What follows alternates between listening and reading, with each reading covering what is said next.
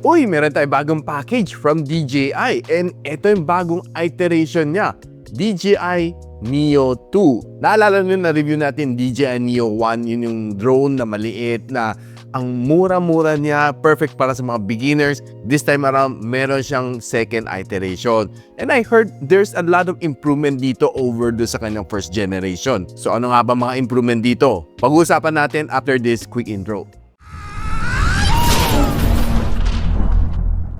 So, ang ganda ng kanyang box, no? Maganda kanyang presentation. Kapal din ang kanyang box, no? And what I have here is the Fly More Combo. Yun ang kanyang special package na mas maraming battery na kasama para mas matagal ang lipad mo. So, buksan natin. So, scan the QR before first use. Pagbukas natin, bubungad sa atin yung kanyang remote controller. And then ang kanyang battery charging dock and may dalawang battery kasama. And the other one most likely nasa drone. Meron tayong C2C cable. Meron pa tayong C2 lightning cable. Meron tayong mga user guide dito sa loob. May dalawa tayong propeller na kasama, spare. Meron pa tayong silica gel na kasama. Importante ba yun? And of course, ito yung gusto natin makita. Yan, si Droney. DJI Neo 2. Parang medyo nag-improve ang kanyang design and well, honestly, looks good, no? Tignan na guys, tatanggalin ko muna itong takip sa harap para andyan na kanyang camera, gimbal camera. We have 4 propellers. Meron tayong antenna dito. And yes, tama ako, nakakabit na kanyang battery pack dito. Yan. Nandiyan ang battery indicator. Andito yung button para mag-self take off. And nandito yung selector niya. One new thing na napansin ko is meron siyang dalawang display dito which is wala ng Neo 1. Na actually, one good thing na gusto ko dito sa Neo series niya is yung kanyang palm take-off. Sobrang dali nang gamitin, perfect na perfect for beginners. Yung gusto mo mag-try ng drone na medyo limited pa yung budget mo, pero gusto mo talagang mag-try, this is something na perfect for beginners. Kahit mga professional, pwede na gumamit nito eh. Now, one improvement na nakita ko dito sa kanya is yung 12-inch CMOS sensor. Kaya na mag-take ng 12MP na photos and 4K 60 FPS na video.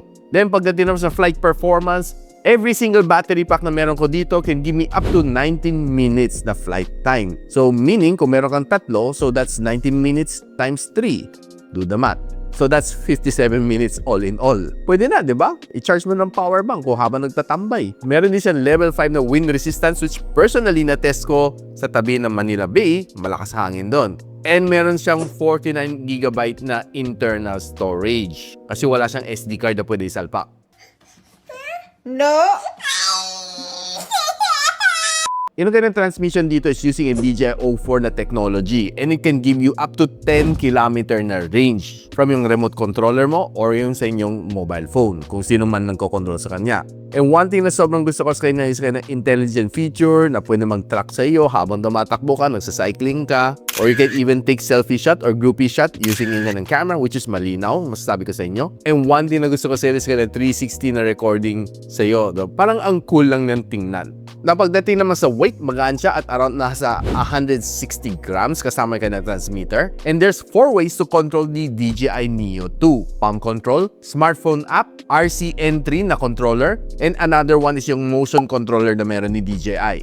Wala ko nun. So ano nga mga basic na nag-improve dito over sa Neo 1? One is yung kanyang 4K recording, dating 4K and 30 and 4K and 60. 2 is yung kanyang axis gimbal. This one has 2 axis gimbal. Yung Neo 1 has 1 axis gimbal. 3 is meron siya omnidirectional obstacle sensing dito sa Neo 2 which is not present sa Neo 1. And lastly, lumaki ang kanyang storage. More than double, 49GB na dito sa storage internal versus 22GB sa Neo 1. Yun ang mga basically mga improvements kanya with a little bit of price hike nga lang.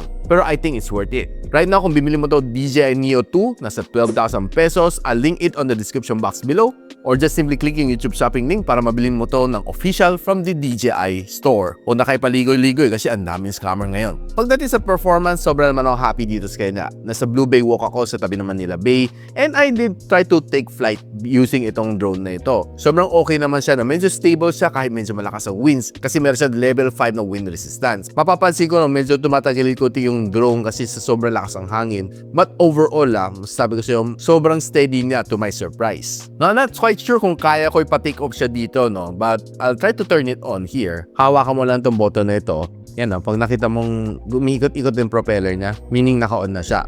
Tapos, ikot-ikot yung kanyang camera, yung kanyang gimbal. Yan. if you want to take off from your palm, hawakan mo tong ganito. Hindi mo siya pwede hawakan ng gano'n, baka sumabit sa'yo ng daliri or just for safety purpose. Makikita doon dito meron siyang mga modes na nakasulat dito, which is yun ang wala ni Neo 1. Dito naman ilaw siya ng color blue pag naka-follow na siya sa'yo. So there's several mode dito na pwede mong gawin. Using ka ng intelligent feature or probably AI feature, pakinggan nyo na lang. Siya na magsasalita, hindi na ako. Selfie shot. Selfie shot. Follow. May follow pa siya. Rocket. Rocket. Circle. Circle. Ikot siya sa'yo. Droney. Droney. Hindi brony Yung selfie shot nagawa ko to, no? This is the first trick na ginawa ko sa kanya. And actually, sobrang cool niya, no? Bigla siya magte-take off, magsishoot siya sa harap, sa gilid. And I think the other one is medyo nasa taas siya, no? Medyo drone shot. So, tatlo selfie shot. Clear mga photo, to my surprise. It's a 12 MP na photo. And to my surprise, it's pretty good. Solid. Kapag dating naman sa follow, magte-take off siya, no, with a 1 meter distance sa'yo. Susundan ka lang niya, no, habang naglalakad ka. And there are times na pupunta sa gilid, no. I'm not quite sure kung paano siyang ayusin, but I think there are other times na naka-follow na siya sa likod ko, or there are times na naka-follow na siya sa harap ko. Depende sa gesture control kung paano siya ko-control. Pero overall, maganda naman kanyang following. Pwede ka pala mag-shoot ng landscape or portrait mode. Ginawa ko siyang portrait mode para ma-share ko soon sa aking TikTok channel. So, yeah, it's really nice for content creating kahit pang TikTok or pang shorts and reels lang. Yung rocket, bigla siya lilipad, tapos kukuha siya ng video from top, no? Yun ang ginawa niya. I think it's a 4 meters above me or 5 meters. I'm not quite. 4 meters, actually, the 4 meters. Yun lang, pagtapos, babalik na siya sa'yo. What you need to do, kung gusto mo balik sa'yo, gano'n ka lang, para ka naglilimos, babalik na siya sa'yo ng ganan. Makita mo on some of my sample videos na kinapture natin, yung mga tao sa paligid ko, manghang-mangha sa akin. Circle. Ito, circle. Ito yung one of my favorite. Umikot na sa akin, no? I did it 3 times, so, kasi the first 2 times, may mga taong tumawid sa akin, so magsa-stop siya, mag-hover na lang siya. Yung parang bigla siyang natigil kasi yung subject bigla nagkaroon ng ibang obstruction. So, tumigil tong drone na ito. On the 3rd try, buti na lang natapos ako. Umikot siya a full 360 spin around me and maglaland siya pabalik sa aking kamay. Which is, well, a good trick. Droney. And droney. So, lumipad lang siya sa akin, yung medyo may pagka-drone feel, and magbibideo siya sa akin, parang naka-drone lang tayo. So, it's pretty good, no? And by the way, dito sa kanyang remote controller, you have 3 modes. Meron kang chill mode, cinematic mode, meron kang normal, and meron kang sports mode. Yung sports mode yung mabilis siyang lumipad. Dalawa lang naman ginamit ko, no? Ginamit ko si cinema mode or si normal mode. Di na ako nag-try mag-sports mode kasi lakas ang hangin. Napakita ko lang sa inyo yung video. Really cool.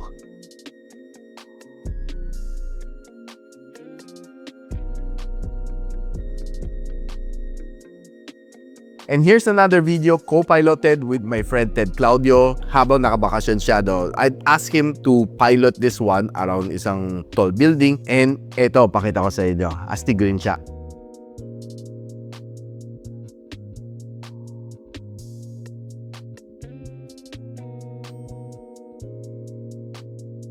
So, nakita nila, di ba, yung performance ng DJI Neo 2. Sobrang ganda niya. I was really happy with the performance nitong drone na ito. It's really for professional, for beginner. Perfect na perfect. One good thing na talagang gusto mo dito sa kanya is yung mga AI na features niya. Pwede siya mag-follow, pwede siya mag-droney, and pwede siya mag-circle. Those are some of the tricks na maganda. And one good thing din sa kanya, hindi mo kailangan ng RC controller. Pwede mo i-control straight sa iyong mobile phone. So ngayon, try ko lang pakita sa inyo, no, kung paano siya mag-take off. Front. Follow. 3. Sana okay. 1. Yup. Diba? So, pwede ka mag-gesture pag ganon lapit, pag ganon layo. Diba? Up, pag ganon up, ganon down, left and right. Ang dami ng gesture, no? Astig. Ang pinaka-paborito ko is ganon. Balik ka na sa akin, boy. Yup. Diba? Yun ang pinaka-gusto kong gesture. Balik ka na, dito ka na. Okay, para ka naglilimos. Okay. So anyway guys, if you're interested dito sa DJI Neo 2, I'll pop the link on the description box below or just simply click the YouTube shopping link para makabili kayo ng original sa DJI na official store na isusuggest natin. Hopefully makakuha ka ng mga vouchers if you click yung YouTube shopping link natin para makatipid kayo kahit papaano. So, I hope na na-enjoy nyo itong video na ito, and if you do, please share sa mga friends nyo na mahiling mag-adventure, na gusto mag-try ng drone. This is definitely something perfect for beginners. And of course, in-encourage ko kayo to like, subscribe dito sa akin channel so you don't miss out any video dito sa akin channel just like this one. So, paano, hanggang dito muna ako, and I'll see you when you see me. Peace out. And so, ako para si Richmond, and you're watching Gadget Sidekick. Like and subscribe to my channel. Don't forget to hit that notification bell. For one of my latest uploads, click the dito. And for one of my popular uploads, click here.